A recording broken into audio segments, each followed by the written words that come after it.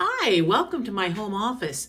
My name is Pat Woods. I'm the Director of Religious Education at Abraham Lincoln Unitarian Universalist Congregation in Springfield, Illinois, and I'm here for the gratitude edition of the Time for All Ages. Now, you're probably saying, wait a minute, I think we did that for Thanksgiving, didn't we? And yes, we did. But this is a time of year to say thank you to people, too. I just got this lovely thank you card from my friends Deb and Tony, and notice what they did. They shared it. So they both were able to write a message inside to tell me how much they appreciated some of the Christmas gifts that I sent. I'm doing that now too. We just wrapped up our last Christmas, and what we're going to be doing is sending out the thank you card to everybody who gave us Christmas presents or gave us chocolate or just were wonderful and with us during this Christmas season. Now, I know in the world that the world exists today, there's a lot maybe not to be grateful for. I'm certainly not grateful for the mess that happened in Washington. I'm certainly not grateful for COVID. But you know, that's the best time sometimes to think about the things that we're grateful for. Emiliana Simon Thomas said that gratitude gets us in the habit of paying attention to the things going well in our lives. And that's what I'd like us to do today together. Now, to do this, you're going to need the same things I have. You're going to need something to write with. I'm using a Sharpie pen because I really enjoy that. I have a piece of paper here already. So why don't you pause the video and go get those things too, although you can write with whatever you want, a crayon, a pen, a pencil, whatever. It doesn't make any difference. I'll wait. Well, welcome back. I hope everybody has something to write with and something to write on, because the first thing you need to do when we're talking about gratitude is actually make a list. So I'm going to start my list. The first thing that's going to be on my list is going to be my health and the health of those people I love. Now, I lost 3 people to COVID this last year. And so I am very, very grateful that we have a vaccine on the horizon. And I'm also very grateful that I had those people in my life, even though it was a shorter time than I would have liked to have had them. And that brings me to another thing I'm grateful for. I am very grateful for my family. As I'm getting older, one of the things that I'm finding is there's less and less of us. And I'm kind of the youngest one.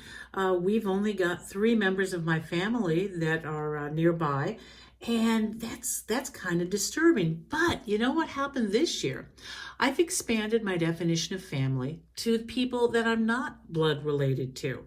And I've got a couple of people that have come into my circle of friends that I think of as family. And so I'm so grateful to have them in my life. Another thing I'm grateful for are my hobbies. Now, I started playing piano when I was maybe 11 or 12 years old, but now that I'm retired, I'm really able to focus some time on it. And that means that I've picked up other hobbies as well. I'm reading so much more than I have in the past. Yes, I've downloaded some apps on my phone and I'm learning how to play those too. And yeah, I kind of think those are a hobby.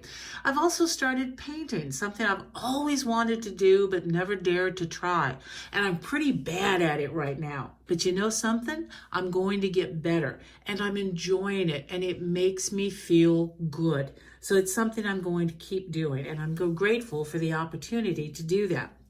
And another thing, you've all watched some of my videos, and so you've probably seen several of the animals that we have out here. Our horses, our goats, our ducks, our chickens, oh my goodness, dogs, our cats, all of the critters that we have roaming around out here.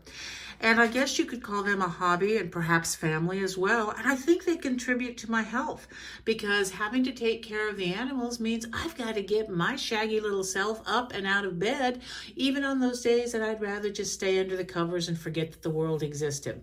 So I'm really, really grateful for the love that I'm able to bestow upon my animals and the love that I think they bestow back on me. So take a look at your list.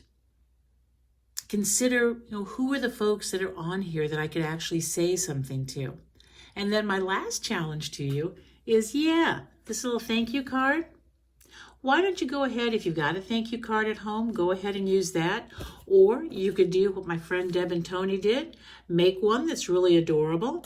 And why don't you go ahead and write a thank you card to somebody who's helped you with your health, or somebody you think of as family, or somebody who helped you get into a hobby, or maybe even somebody who introduced you to an animal.